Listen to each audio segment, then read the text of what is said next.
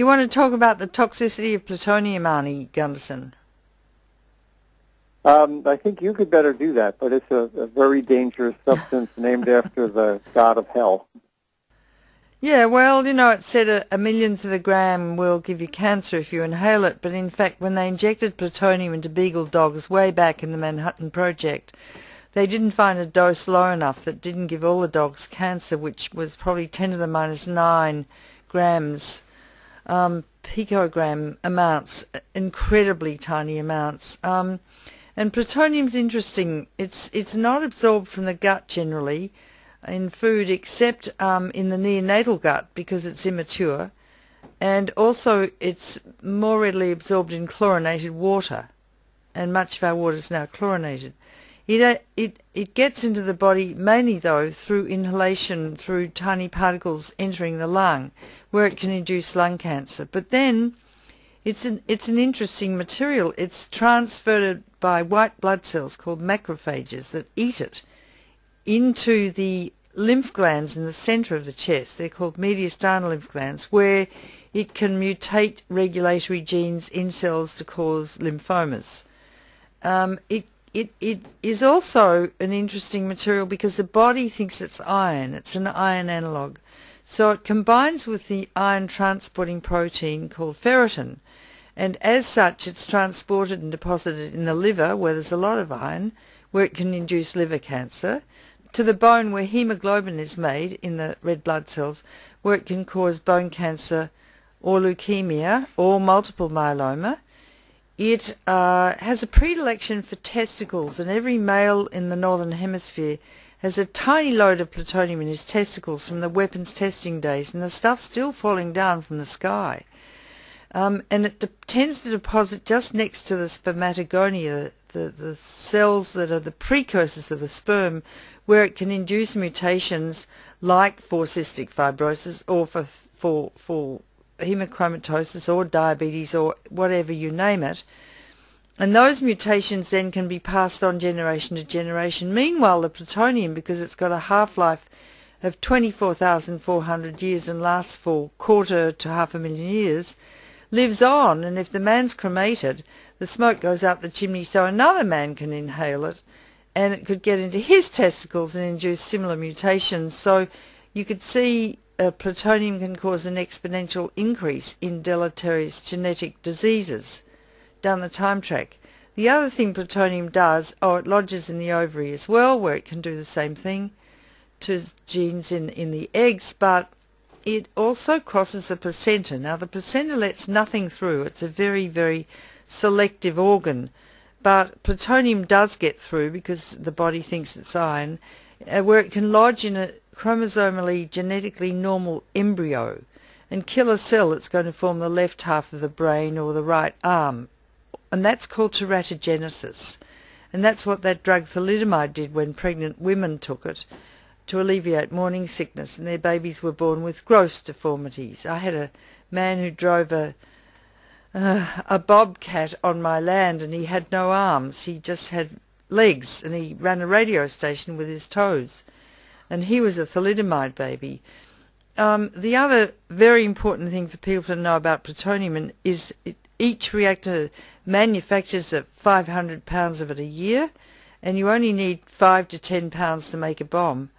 And as it lasts so long, any country with a reactor has an unlimited bomb factory for the rest of time. So kind of that rounds up plutonium. Do you have anything else to add, Arnie Gundersen? Well, no, they've detected it as far as 100 kilometers away, I'm sure it went in Japan? further, but they're in Japan. It's been detected 100 kilometers away from the reactor. Now, isn't there some study that's been done recently, Arnie, that's detected plutonium hotspots falling out in Seattle and elsewhere? There's hot particles that have definitely been detected in Seattle.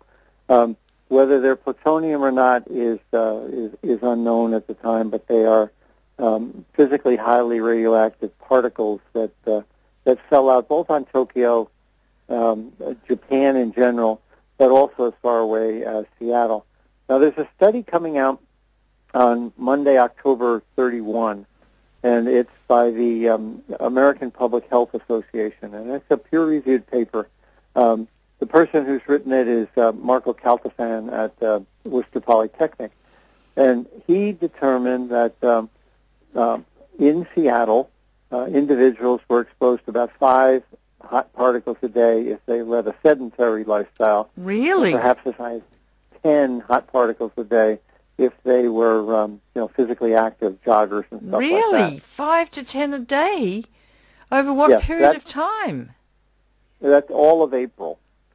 All of April. And hot particles, when you say hot particles, did they measure the sort of radiation coming out? Alpha, beta, gamma, what was it?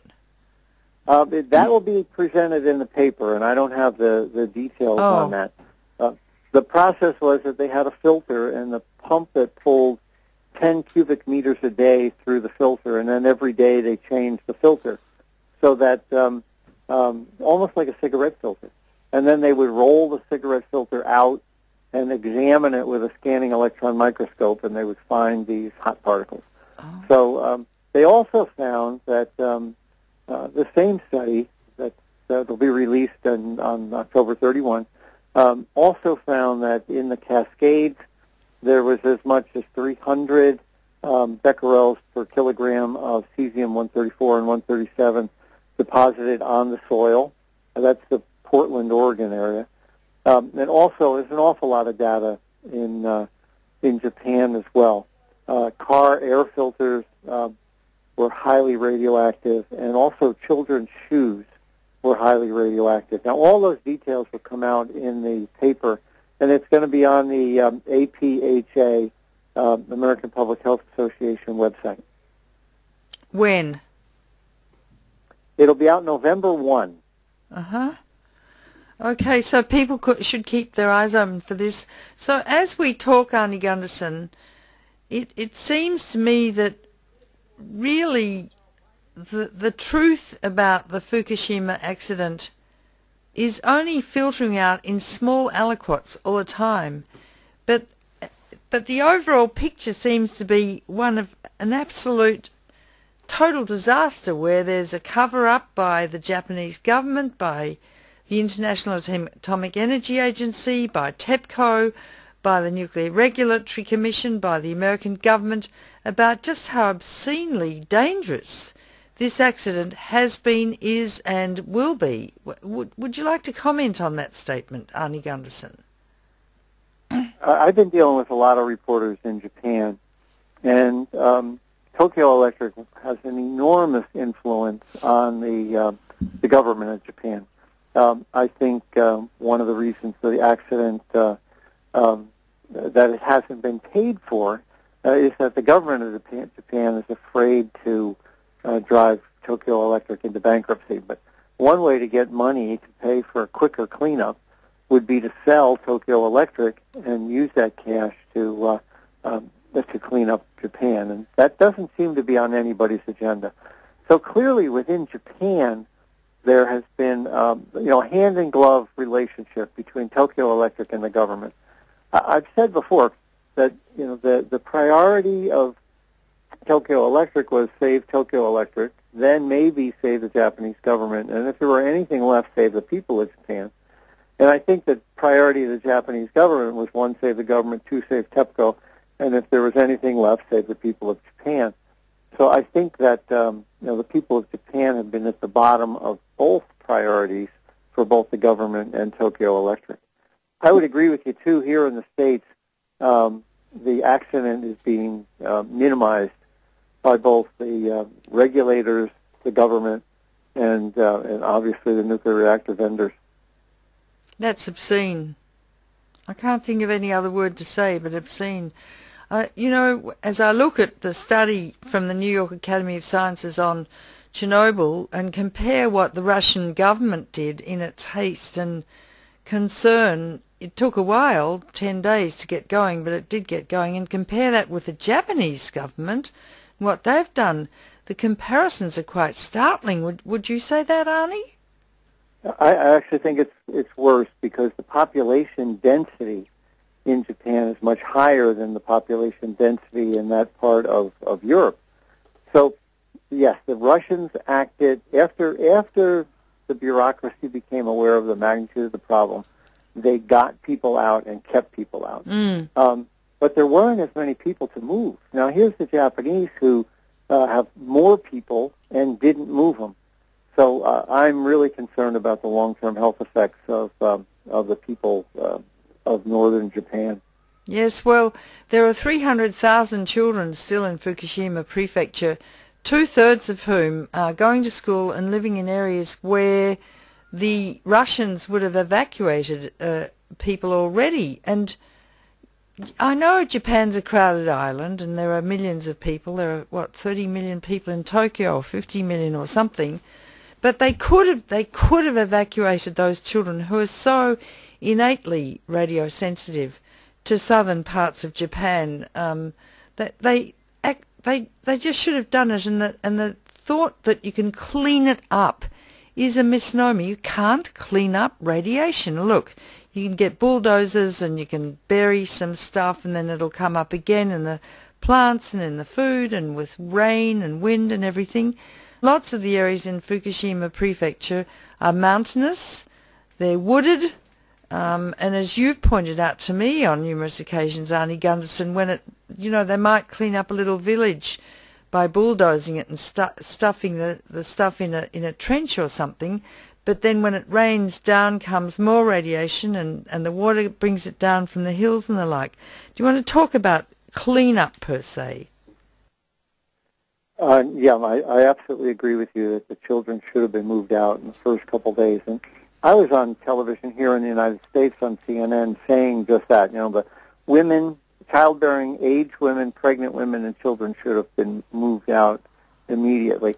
And, we have the example of during the Blitz back in the 1940s, what did the English do? They moved their children out. So it's not unheard of that a population would go out of their way to protect the children.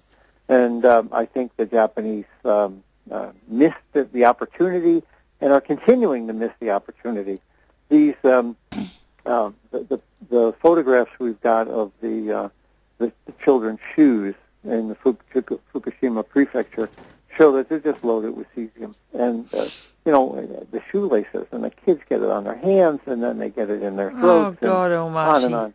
It's a major concern to me is the damage they're doing to the children of Fukushima. And the other thing is that nuclear accidents never end. I don't think people understand that apart from the fact that this thing is almost incurable and will go on for years and years and years emitting radiation, and if there are more earthquakes, God help everyone. But that the stuff that's already landed on the soil, cesium, strontium, we can go on and on, tellurium, neptunium, curium, and the like, stays there for hundreds of years. So, and it concentrates in the food. So people are eating radioactive food. When the cesium gets into their bodies, that stays in their bodies for a long period of time, years sometimes, irradiating just very small volumes of cells. So those cells continue to get a high dose. The people get a high dose. They're still eating radioactive food. They will then die of their cancers or whatever they die of, or heart disease or diabetes, and many things can be caused by radiation. And then the next generation will be born probably exposed in utero to the radioactive poisons because their mothers are eating radioactive food, drinking radioactive milk. And then it goes on, and cesium lasts for 600 years. Therefore, there are 3 generations per century. So you could say 18 generations will be exposed just to cesium-137 itself. And it's important to note also that 40% of Europe is still radioactive from Chernobyl.